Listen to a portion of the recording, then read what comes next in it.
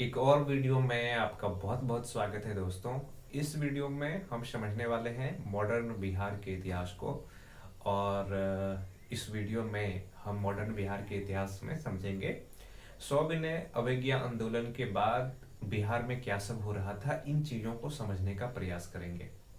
पिछले वीडियो में हमने देखा था कि सविनय अवज्ञा आंदोलन जब चल रहा था पूरे भारत में, तो उस समय बिहार के अंदर क्या सब हुआ, किस तरह से नमक सत्याग्रह का शुरुआत जो गांधी जी चंपारण दांडी यात्रा से किए थे, उसके बाद बिहार के अंदर सविनय अवज्ञा आंदोलन को लेकर के क्या सब हुआ, इन चीज़ों को हमने समझा था। इस वीडियो में हम सबसे पहले समझेंगे 1937 ईस्वी के प्रांतीय विधानसभा के चुनाव के बारे में। और चूंकि 1937 में जो प्रांतीय विधानसभा का चुनाव हुआ था उसमें बिहार में भी कांग्रेस ने सरकार बनाया था, तो इससे हमें ये समझना पड़ेगा कि किस तरह से सरकार बना था, किस तरह से सरकार का गठन किया गया था। और फिर 1939 ईस्वी तक आते आते आखिर ऐसा क्या परिस्थिति बन गया जिसके वजह से भारतीय राष्ट्रीय कांग्रेस विभिन्न प्रांतों में जो उनका सरकार बना था उनसे इस्तीफा दे करके फिर से आंदोलन शुरू करने का प्रयास किया। इसके बाद हम चलेंगे भारत छोड़ो आंदोलन की ओर, और किस तरह से भारत छोड़ो आंदोलन जब भारत में शुरू हुआ तो उस समय बिहार के अंदर क्या सब हो रहा था, इन चीजों को समझेंगे। तो 1937 के प्रांतीय विधानसभा के चुनाव को हम सबसे पहले समझते हैं। ये तो हमारा हेडिंग है बिहार विधानसभा चुनाव चुनाव 1937। बिहार विधानसभा चुनाव 1937 कि बिहार विधानसभा चुनाव किस तरह से हुआ था। देखिए, सबसे पहले आप ये चीज समझिए कि 1937 ईस्वी में भारत के अंदर जितने प्रांत थे इन सभी प्रांतों में चुनाव हुआ था। दरअसल हुआ क्या था कि 1935 में भारत शासन अधिनियम आया और भारत शासन अधिनियम के द्वारा ये निर्णय लिया गया कि प्रांतों में प्रांतीय विधायिका का चुनाव होगा। शुरू में तो कांग्रेस इस चुनाव प्रक्रिया में भाग नहीं ले रहे थे, लेकिन बाद में उन्हें लगा कि चूंकि चुनाव प्रक्रिया के द्वारा वो अपना बात अधिक मजबूती से प्रांतीय विधानसभा में रख सकते हैं, इसलिए चुनाव में भाग लेना आवश्यक है। अगर वो चुनाव में भाग नहीं लेंगे तो उस समय जो दूसरे राजनीतिक पार्टी थे जैसे कि मुस्लिम लीग खास करके वो मजबूत हो रहे थे, तो उनको ज्यादा फायदा हो जाता। तो 1935 के भारत शासन अधिनियम के बाद ये निर्णय लिया गया कि प्रांतों में चुनाव होगा, प्रांतीय चुनाव, प्रांतीय चुनाव। और इस प्रांतीय चुनाव की बात करें तो कांग्रेस को बहुत फायदा हुआ। कांग्रेस ने उस समय भारत के अंदर जितने प्रांत थे इनमें से 5 प्रांतों में उसको स्पष्ट बहुमत प्राप्त हुआ। ये प्रांत थे बिहार, उड़ीसा, मद्रास, मध्य प्रांत, उसके बाद संयुक्त प्रांत। इन प्रांतों में कांग्रेस अकेले अपना सरकार बनाया। इसके अतिरिक्त जो असम है और जो पश्चिमोत्तर सीमा प्रांत है, यहाँ पर कांग्रेस का गठबंधन में सरकार बना था। कांग्रेस गठबंधन करके यहाँ पर सरकार बनाए थे। कांग्रेस पूरे भारत के अंदर जितने प्रांत थे उनमें से 2 प्रांत में अपना सरकार नहीं बना पाए थे, एक तो पंजाब में और दूसरा सिंध में। पर उस समय कांग्रेस अधिकांश प्रांतों में बहुमत की स्थिति में थे, या तो अकेले सरकार का गठन करने की स्थिति में थे या दूसरे क्षेत्रीय पार्टी को मिला करके कॉलिजन करके वो अपना सरकार बनाने में, अपना गवर्नमेंट एस्टेब्लिश करने में सफल हो गए। तो हम ये हमारा समझने का मेन पर्पस ये है कि 1937 में अनेक प्रांतों में चुनाव हुआ, उनमें कांग्रेस सफल रहे। आखिर बिहार के अंदर क्या हो रहा था, नहीं? क्योंकि हम बिहार को सेंटर में रख के पढ़ रहे हैं, तो हम ये देखते हैं बिहार विधानसभा में क्या हो रहा था उस समय।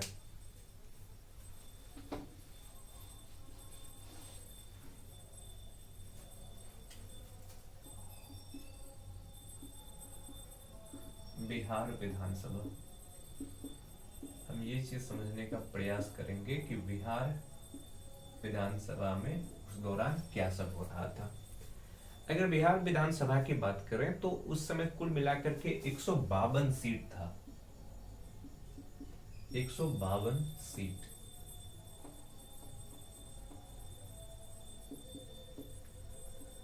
152 सीट था।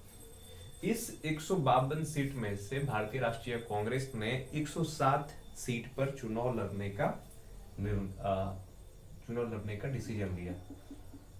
आईएनसी 107 सीट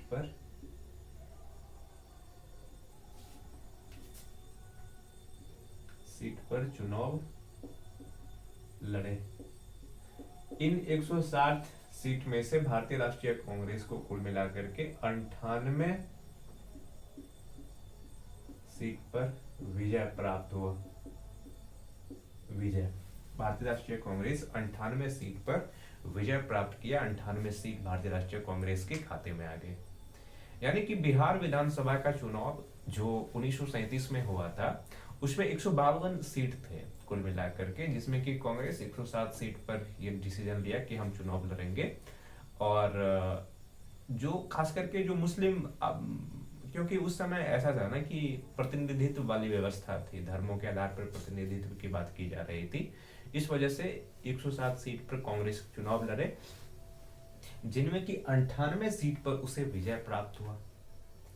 तो इस तरह से कांग्रेस बहुमत में थे। और उस समय के बिहार के राज्यपाल यानी गवर्नर थे एमजी हेल्ट। राज्यपाल एमजी हेल्ट। एमजी हेल्ट। एमजी हेल्ट ने क्या किया कि बिहार विधानसभा में कांग्रेस के नेता थे श्री कृष्ण सिंह। श्री कृष्ण सिंह को आमंत्रित किया सरकार बनाने के लिए, पर श्री कृष्ण सिंह ये चाहते थे कि गवर्नर पहले उसको आश्वासन दे कि किसी भी तरीके से संवैधानिक कार्यों में अवरोध उत्पन्न नहीं किया जाएगा, संवैधानिक कार्यों में हस्तक्षेप नहीं किया जाएगा। पर शुरू में एमजी हेल्ट ऐसा करने में सक्षम नहीं थे, ऐसा करने का निर्णय उन्होंने नहीं लिया। तो श्री कृष्ण सिंह शुरू में क्या किया कि सरकार बनाने से इनकार कर दिया। तो एमजी हेल्ट शुरुआत में किसको बुलाया? श्री कृष्ण सिंह को। श्री कृष्ण सिंह को। पर श्री कृष्ण सिंह संवैधानिक मुद्दे को लेकर के सरकार बनाने से इनकार कर दिया। उसके बाद जो दूसरा सबसे बड़ा पार्टी था वो था इंडिपेंडेंट पार्टी।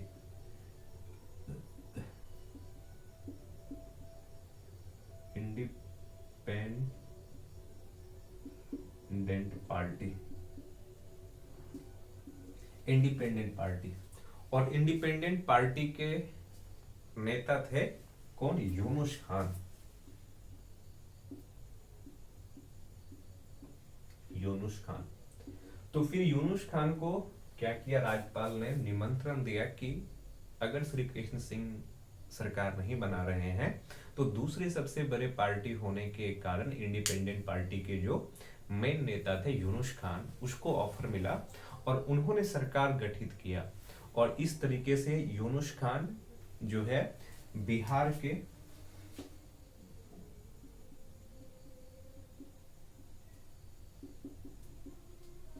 प्रथम मुख्यमंत्री बनने का गौरव किसको प्राप्त हुआ? यूनुस खान को। हालांकि उस समय प्रांत में जो मेन लीडर थे किसी भी गवर्नमेंट के, उसको प्रधानमंत्री कहा जाता था। पर आज के समय में ये समझ लीजिए कि बिहार के प्रथम भारतीय मुख्यमंत्री होने का गर्व प्राप्त हुआ किसको? यूनुस खान को। पर जल्द ही श्री कृष्ण सिंह ने अपने डिसीजन को पलटा और कहा कि नहीं, अब हम सरकार बनाएंगे। तो पुनः क्या हुआ कि यूनुस खान को इस्तीफा देना पड़ा। पुनः भारतीय राष्ट्रीय कांग्रेस ने जब ये निर्णय लिया तो पुनः क्या हुआ? यूनुस खान का इस्तीफा। यूनुस खान इस्तीफा दे दिया क्योंकि श्री कृष्ण सिंह और भारतीय राष्ट्रीय कांग्रेस ने ये डिसीजन लिया कि बड़े पार्टी होने के नाते सरकार वो बनाएंगे तो इसके वजह से जो यूनुस खान इंडिपेंडेंट पार्टी से संबंधित थे, उन्होंने क्या किया कि रिजाइन दिया, और रिजाइन देने के बाद श्री कृष्ण सिंह की अध्यक्षता में कांग्रेस का सरकार बना। नहीं, उस समय भी इस तरह से उठापटक राजनीति में चल रहा था, और जिसके पास बहुमत होता था वो हमेशा दांव खेलते रहता था। जब भी मौका मिलता था तो सरकार पलटने में, मतलब सत्ता की खेल तो हर युग में चले आ रहा है। आज के समय में भी देखिए, भारत के अंदर जितने राज्य हैं, कब किसका सरकार बन जाता है, कब किसके सरकार को गिरा दिया जाता है, कोई निश्चित नहीं रहता है। जिस राजनीतिक पार्टी के पास ज्यादा पॉलिटिकल पावर है, ज्यादा पैसा है, वो इन शक्ति का प्रयोग करके जब चाहे जो चाहे करने में सक्षम रहते हैं। ठीक ऐसा ही देखने को मिला 1937 में, जब यूनुस खान को इस्तीफा देना पड़ा, क्योंकि श्री कृष्ण सिंह जो पहले तैयार नहीं थे सरकार बनाने के लेकर के, पर बाद में कहा कि नहीं, हम सरकार बनाएंगे क्योंकि हमारे पास बहुमत है। तो फिर श्री कृष्ण सिंह के इस्तीफा के बाद क्या हुआ, पुनः श्री कृष्ण सिंह के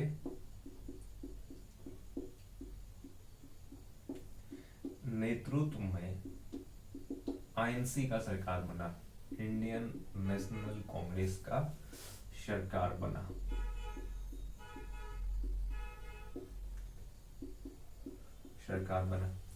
इंडियन नेशनल कांग्रेस का सरकार बना। और भारतीय राष्ट्रीय कांग्रेस की सरकार बनने के बाद इस बार क्या हुआ, इस बार मुख्यमंत्री थे, मुख्यमंत्री श्री कृष्ण सिंह को मुख्यमंत्री बनाया गया, और विधानसभा के अध्यक्ष,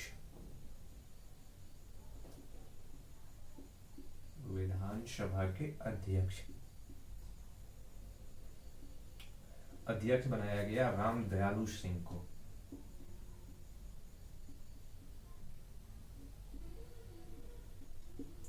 राम दयालु सिंह को विधानसभा का अध्यक्ष बनाया गया, और उपाध्यक्ष बनाया गया अब्दुल बारी को। उपाध्यक्ष अब्दुल बारी को बनाया गया। तो ये 1937 में जो प्रांतीय चुनाव हुआ, प्रांतीय चुनाव के बाद जो सरकार का गठन हुआ, उनका पूरा स्टोरी है कि किस तरह से भारतीय राष्ट्रीय कांग्रेस में सरकार बनाने में सफल रहा, और अध्यक्षता किसका था, तो श्री कृष्ण सिंह का अध्यक्षता में। इसके बाद 1939 में आपको पता होगा, 1939 में शुरू होता है वर्ल्ड वॉर सेकेंड, और सेकेंड विश्व युद्ध में, द्वितीय विश्व युद्ध में कांग्रेस अपने प्रांतीय सरकार से इस्तीफा देने के लिए इसलिए मजबूर हो गया क्योंकि ब्रिटिश ने क्या किया कि बिना कांग्रेस से पूछे भारत को द्वितीय विश्व युद्ध में शामिल कर लिया, जबकि कांग्रेस नहीं चाहते थे कि वो किसी तरीके से सरकार का सहयोग करे, जब तक कि सरकार, जो पूर्ण स्वराज की बात की जा रही है, पूर्ण स्वराज के मुद्दे को जब तक सरकार हल नहीं करता है, भारतीय राष्ट्रीय कांग्रेस किसी भी तरह से सरकार का सहायता करने में समर्थ नहीं है, सहायता नहीं करना चाहते हैं। इसके वजह से क्या हो गया कि जितने प्रांतों में कांग्रेस का सरकार बना था, उन सभी प्रांतों के कांग्रेस के सरकार ने इस्तीफा दे दिया, और जब सभी प्रांतों की कांग्रेस की सरकार इस्तीफा दिया, तो बिहार प्रांत में जो सरकार बना था कांग्रेस का, उसने भी इस्तीफा दे दिया। तो श्री कृष्ण सिंह के नेतृत्व में जो मंत्रिमंडल थे, उन्होंने इस्तीफा दे दिया। तो ये पूरा स्टोरी रहा 1937 के प्रांतीय विधानसभा का जो चुनाव हुआ था उसका, कि किस तरह से भारतीय राष्ट्रीय कांग्रेस के अध्यक्षता में सरकार बना, और किस तरह से ये सरकार कुछ महीने तक, हालांकि कितना महीने तक, लगभग 28 महीना तक ये सरकार चला था, और 28 महीने के बाद ये सरकार को इस्तीफा देना पड़ा। अब आगे स्टोरी है हमारा किसका, कि किस तरह से क्या शुरू हुआ था, भारत छोड़ो आंदोलन और बिहार। भारत छोड़ो आंदोलन के दौरान बिहार का स्थिति किस तरह से था, इस चीज को अब हम समझने का प्रयास करते हैं।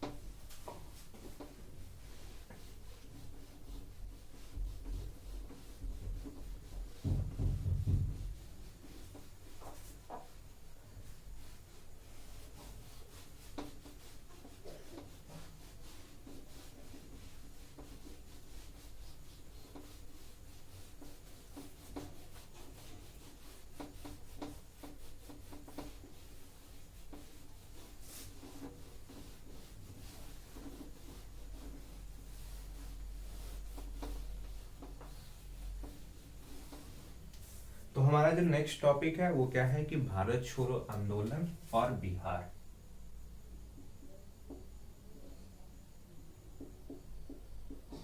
भारत छोड़ो आंदोलन और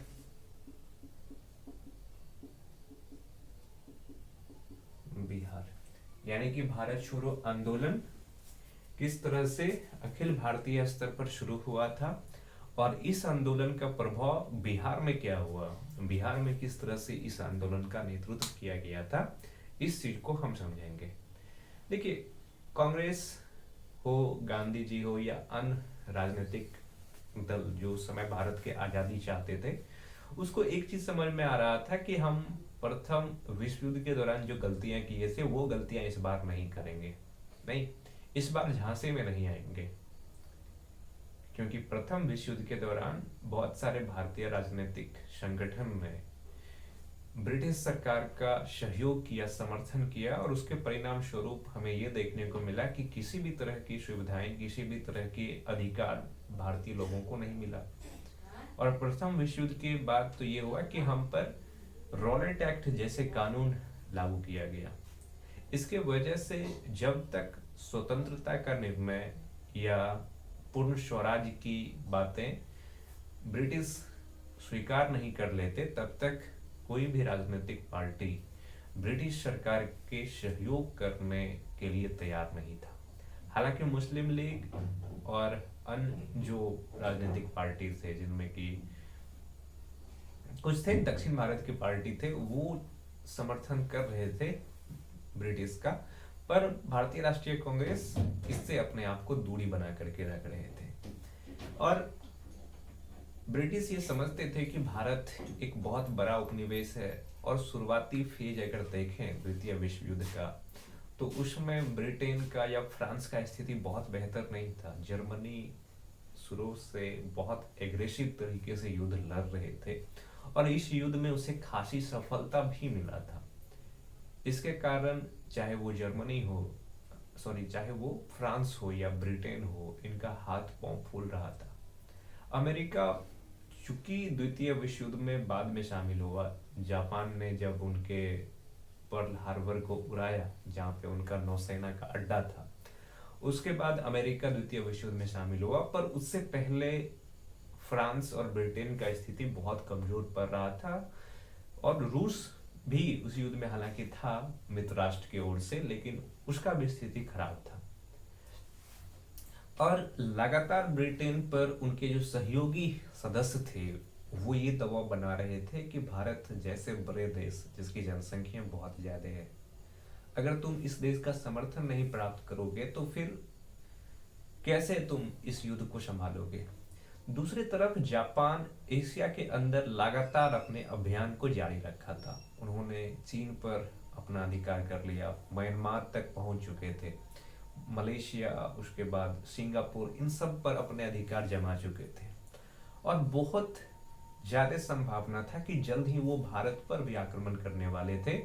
हालांकि उस समय नेताजी सुभाष चंद्र बोस के साथ जापान के बीच एक तरह के समझौता था और दोनों मिलकर के भारत के आजादी के लिए संघर्ष करने के लिए तैयार थे, लेकिन ये लेट में ये सब चीजें हुआ। शुरुआती टाइम में जापान बहुत ज्यादा एग्रेसिव तरीके से एशिया में अपने आप को फैला रहे थे। ब्रिटिश ने भारतीय लोगों को मनाने का बहुत प्रयास किया। उन्होंने कई सारे प्रस्ताव रखे भारतीय नेताओं के पास, खास करके भारतीय राष्ट्रीय कांग्रेस के पास, पर भारतीय राष्ट्रीय कांग्रेस इस बार वो गलती नहीं करने वाले थे जो प्रथम विश्व युद्ध के दौरान किए थे। बहरहाल अगर हम भारत छोड़ो आंदोलन को समझेंगे तो उससे पहले एक चीज और आया है, Cripps mission. Cripps mission, Cripps mission, ये क्रिप्स मिशन क्या था, इसको पहले हम थोड़ा समझ लेते हैं। मार्च 1942, मार्च 1942, मार्च 1942 में क्या हुआ कि सर स्टैफोर्ड क्रिप्स की अध्यक्षता में क्रिप्स की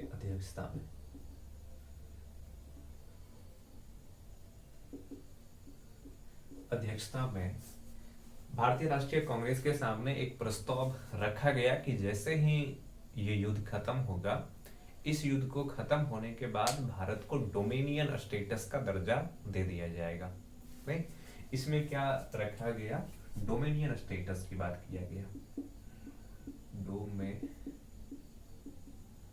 डोमिनियन स्टेटस, डोमिनियन स्टेटस का कहने का मतलब क्या हो गया कि भारत पूरी तरीके से आजाद होगा, पर वो ब्रिटिश साम्राज्य के अधीन ही रहेगा। ब्रिटिश साम्राज्य के अधीन रहते हुए भारतीय लोगों को आजादी मिल जाएगा, भारत में सुशासन मिल जाएगा, पर कहने के लिए भारत में ब्रिटिश क्राउन का ही शासन रहेगा। इस तरह की व्यवस्था देने का प्रयास किया सर स्टेफर्ड क्रिप्स ने क्रिप्स मिशन के द्वारा। पर भारत के लोगों ने, भारतीय राष्ट्रीय कांग्रेस के नेताओं ने इस चीज को खारिज कर दिया, क्योंकि अब हमें पूर्ण स्वराज से कम कुछ भी चाहिए ही नहीं। जब तक पूर्ण स्वराज की बात नहीं किया जाएगा, भारतीय राष्ट्रीय कांग्रेस इस चीज को स्वीकार नहीं करेगा, क्रिप्स मिशन को स्वीकार नहीं करेगा, और न ही ब्रिटिश सरकार को, ब्रिटिश गवर्नमेंट को अपना समर्थन देगा। इसके वजह से क्रिप्स मिशन असफल हो गया, और क्रिप्स मिशन असफल होने के बाद अब भारतीय राष्ट्रीय कांग्रेस इस चीज को समझ चुका था कि पूर्ण स्वराज की बातें ब्रिटिश सरकार हमसे नहीं कर रहा है, और ये सही मौका है, इस बार हम चूकेंगे नहीं। भले ये अपने युद्ध में उलझा हुआ है, कुछ भी हो, हमें आंदोलन चलानी है, और इस आंदोलन चला करके अपने देश को आजाद करना है। तो क्रिप्स मिशन के असफलता के बाद भारत छोड़ो आंदोलन शुरू हुआ। आइए समझते हैं कि भारत छोड़ो आंदोलन किस तरह से शुरू हुआ, इसमें क्या क्या कार्यक्रम थे।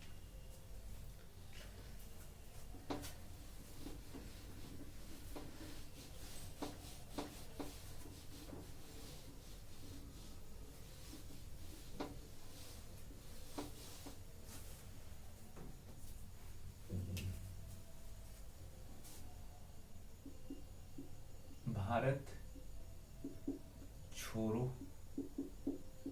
आंदोलन, quit India movement, quit India movement. देखिए, भारत छोड़ो आंदोलन शुरू होने के पीछे की अगर हम देखें तो सबसे पहला जो कारण था, उन कारण में से एक था क्रिप्स मिशन का असफलता। क्रिप्स मिशन फेल हो चुका था, और भारत पर जापानी आक्रमण का खतरा,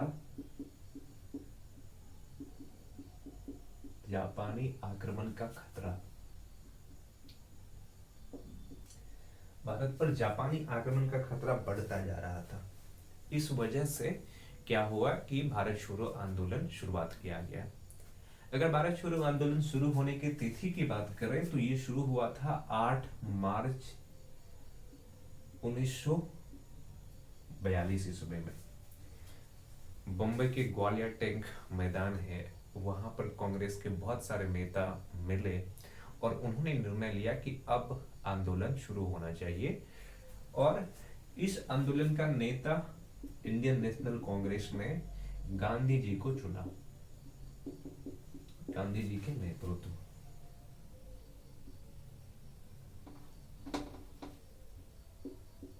गांधी जी के नेतृत्व में ये आंदोलन शुरू करने की बात किया गया। कहां पे? ग्वालियर टैंक मैदान, मुंबई में। पर सरकार किसी भी तरह के आंदोलन शुरू होना देना चाहते नहीं थे। गांधी जी यहीं पे अपना सबसे फेमस नारा में से एक दिया, करो या मरो। नहीं, मरो की बात कर रहा है गांधी जी। अब तक जो व्यक्ति हिंसा की बात करते आ रहा था, अहिंसा की बात करते आ रहा था, सत्याग्रह की बात करते आ रहा है, उसको भी ये चीज अब समझ में आ रहा है कि अगर देश को आजाद करना है तो तब तक संघर्ष करना पड़ेगा जब तक कि तुम्हें आजादी नहीं मिल जाती, या जब तक कि तुमको मृत्यु नहीं प्राप्त हो जाता है। नहीं, और इस बार गांधी जी इस मूड में थे कि अगर थोड़ी बहुत हिंसा भी होती है तो हम आंदोलन को वापस नहीं लेंगे, क्योंकि जब उन्होंने जो है असहयोग आंदोलन, नॉन कोऑपरेशन मूवमेंट को वापस लिया था, तो उसमें भी थोड़ी बहुत हिंसा हुई थी। सविनय अवज्ञा आंदोलन के दौरान भी कुछ हिंसाएं हुई थी। और जब आंदोलन को उन्होंने वापस लिया तो कांग्रेस के बहुत सारे नेताओं ने गांधी जी के विरोधी हो गए, गांधी जी को बुरे कहने लगे। तो इस बार गांधी जी इस मूड में थे कि हमें आंदोलन जारी रखनी है जब तक कि हमें स्वतंत्रता प्राप्त नहीं हो जाती है, तब तक इस बार हम थोड़ी बहुत हिंसा के साथ समझौता करने के लिए तैयार है। लगभग इस तरह के सेंस आप समझ लीजिए। हालांकि गांधी जी कभी भी इस चीज को स्वीकार नहीं करेंगे कि हम हिंसा करने देने वाले थे, पर इस तरह से ये आंदोलन शुरू हुआ। जैसे ही ब्रिटिश सरकार को ये खबर मिला कि भारत में एक आंदोलन शुरू हुआ है, उन्होंने क्या किया कि 9 अगस्त 1942 को एक operation zero hour, operation zero hour शुरू किया। और इस ऑपरेशन जीरो आवर को शुरू करने के बाद उन्होंने भारत के अंदर जितने कांग्रेस के महत्वपूर्ण नेता थे, सारे नेताओं को गिरफ्तार करके जेल में डाल दिया। बिहार में बात करें तो बिहार में कांग्रेस के महत्वपूर्ण नेता में से एक थे डॉक्टर राजेंद्र प्रसाद।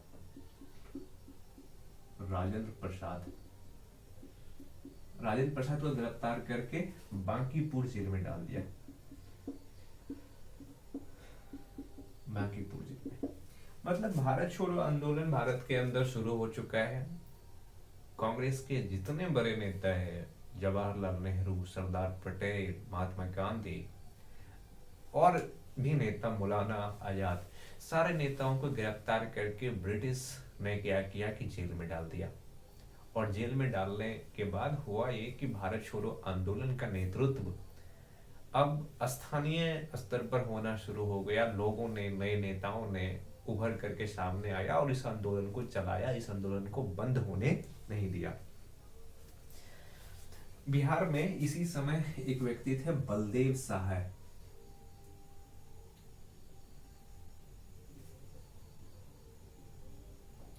बलदेव सहाय ने क्या किया कि ये क्या थे, ये महाधिवक्ता के पद से इस्तीफा दे दिया।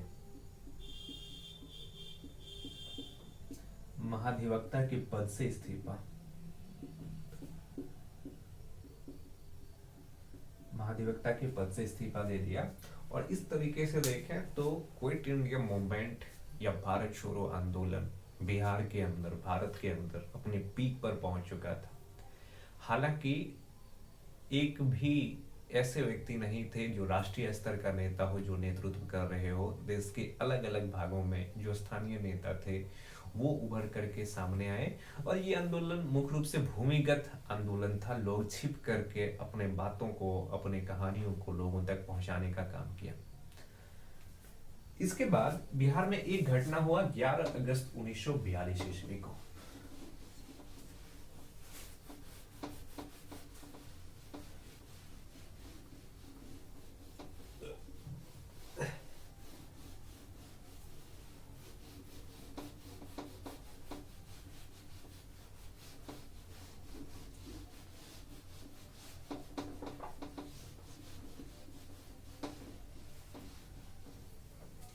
ग्यारह अगस्त 1942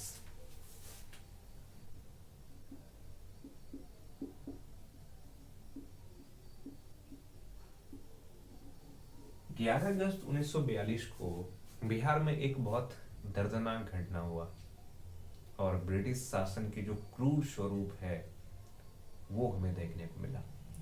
बिहार के जो सचिवालय भवन है,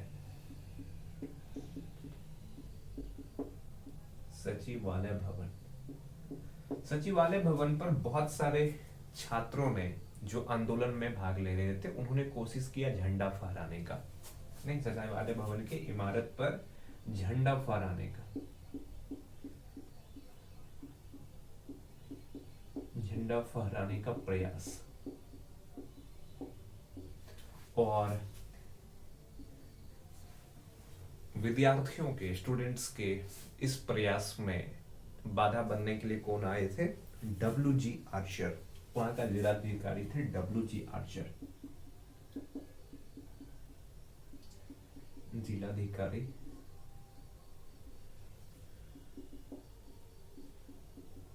डब्ल्यू.जी. आर्चर। डब्ल्यू.जी. आर्चर डब्ल्यू.जी. आर्चर उस समय वहां के जिलाधिकारी थे। उन्होंने घोषणा किया या उन्होंने आदेश दिया कि ये जो विद्रोही छात्र है, जो छात्र ये प्रयास कर रहे हैं कि यहाँ पे हमें झंडा फहराना है, इस पर क्या किया जाए, गोलियां चलाया जाए। और उनके गोलियां चलाने की वजह से जो छात्र इस आंदोलन में जुड़े हुए थे, जो छात्र ये प्रयास कर रहे थे कि हम इस आंदोलन को आगे बढ़ाएं, इनमें 7 छात्र को गोली लगने से मृत्यु हो गया।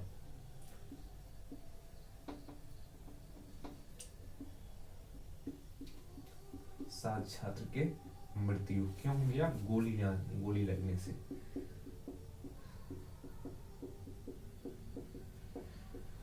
गोली लगने से 7 छात्र का मृत्यु हो गया। कहां पे, पटना के सचिवालय भवन में।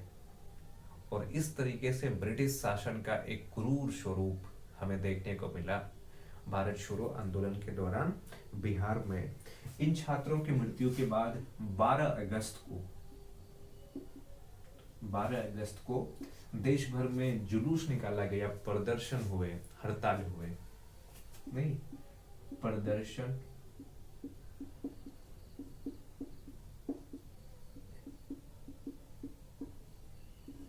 एवं हड़ताल हुए। तो बिहार के अंदर भारत छोड़ो आंदोलन के दौरान बहुत सारी गतिविधियां देखने को मिला। जब राजेंद्र प्रसाद जैसे बड़े नेताओं को गिरफ्तार कर लिया गया, तो उस समय के स्थानीय नेताओं ने, युवा नेताओं ने फिर से प्रयास किया और बिहार में एक दस्ता का गठन हुआ, जिसको कहते हैं आजाद दस्ता।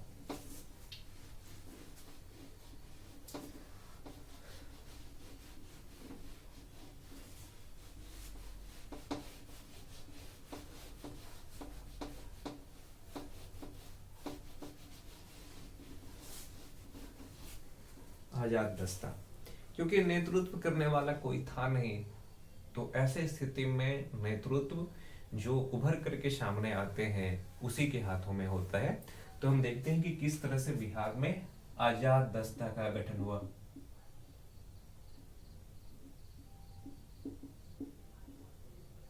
आजाद दस्ता के गठन करने में जिन 2 व्यक्ति की प्रमुख भूमिका है, उनमें आपको समझना पड़ेगा। एक तो जयप्रकाश नारायण जेपी, दूसरा राम मनोहर लोहिया।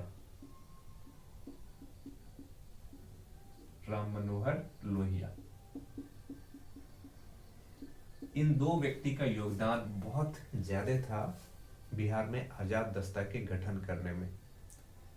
और यहाँ पे आप एक चीज देखिए कि आजाद दस्ता का अगर हम करेंगे क्यों किया गया था, तो इसका यही था कि हम किस तरह से अपने आंदोलन को आगे बढ़ाएंगे। तो इनके कार्यों में ये था तोड़फोड़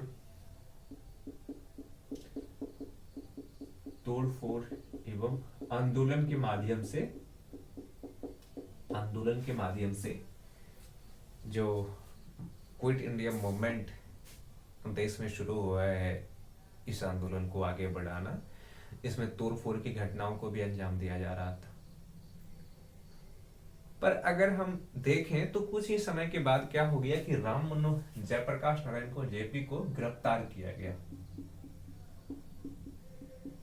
गिरफ्तार कर इसको रखा गया कहाँ, हजारीबाग जेल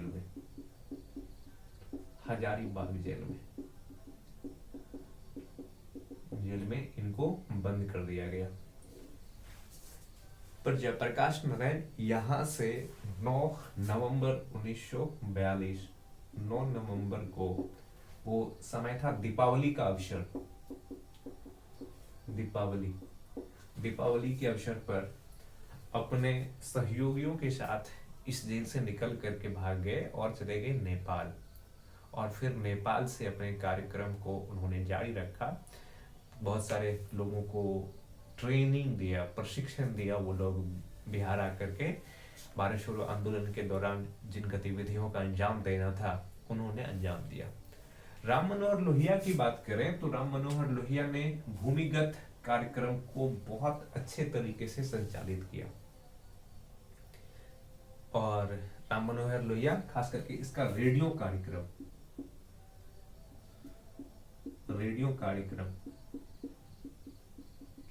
कार्यक्रम के द्वारा इन्होंने कोशिश किया भारत के लोगों को इस आंदोलन में जुड़ने के लिए, भारत के लोगों को इस आंदोलन में जुड़े रहने के लिए बहुत ज्यादा प्रोत्साहित किया। नहीं तो इस तरीके से क्या हो गया कि भारत छोड़ो आंदोलन के दौरान बिहार अपने भूमिका में बना रहा।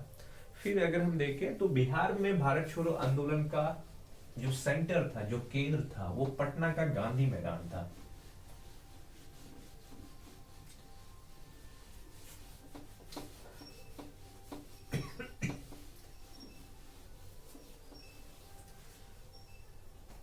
अगर हम बिहार में मुख्य केंद्र की बात करें,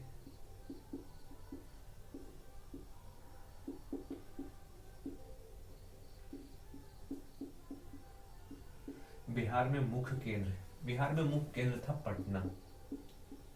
पटना। हालांकि उस समय पटना का नाम पटना का गांधी मैदान,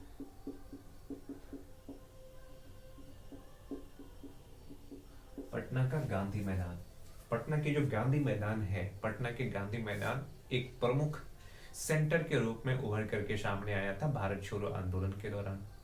पर पटना के जो गांधी मैदान है, इसका नाम उस समय था पटना लॉन्ज। और गांधी मैदान ये कब बना था? 1948 ईस्वी में। तो इस तरह से बिहार के अंदर भारत छोड़ो आंदोलन मजबूत होता चला गया। हालांकि राष्ट्रीय स्तर पर जिस तरह से इस आंदोलन को कुचलने का प्रयास किया गया, ब्रिटिश सरकार ने जिस क्रूरतापूर्ण तरीके से आंदोलन में शामिल लोगों को दंडित करने का प्रयास किया, धीरे धीरे आंदोलन कमजोर पड़ता चला गया और अंततः ये आंदोलन खत्म हुआ। फिर जब आजादी की बात उठी तो वहां भी बिहार के लोगों का योगदान, बिहार के नेताओं का योगदान अहम रहा। तो इस वीडियो में इतना ही। आगे हम समझेंगे कि फिर आजादी के समय बिहार के अंदर क्या सब हो रहा था और उस दौरान देश के अंदर क्या हो रहा था। इन चीजों को समझने का प्रयास करेंगे। इस वीडियो में इतना ही। धन्यवाद।